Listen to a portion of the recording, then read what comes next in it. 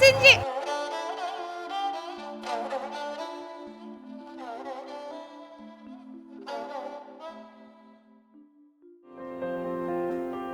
ভাবি, ভাবি,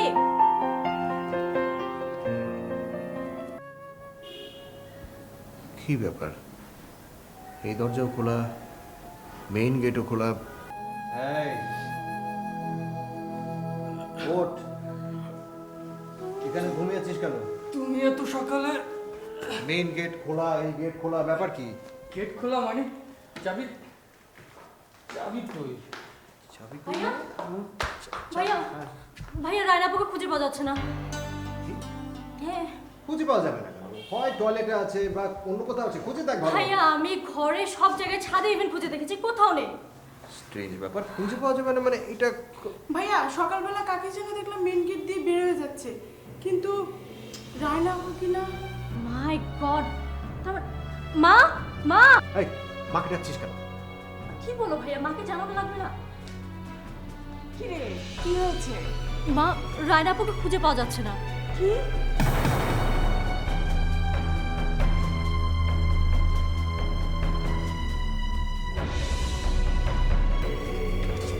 বাবনি তুমি? সিএনজি আমাকে 500 টাকা দিয়ে আসে। যা।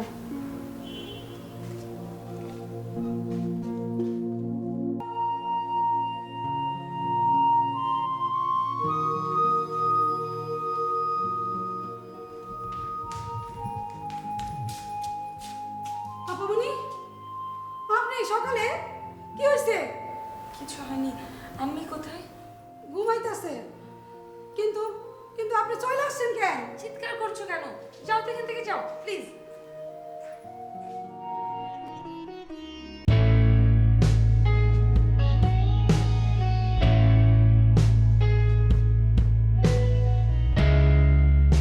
তুমি কি শান্তি মতো ঘুমাচ্ছ, তাই না? তুমি যখন ঘুম থেকে উঠে শুনবে আমার কি সর্বনাশ হয়ে গেছে, তখন কি করে সহ্য করবে? পুরো জীবনটা শেষ হয়ে গেছে, আমি একদম শেষ হয়ে গেছে।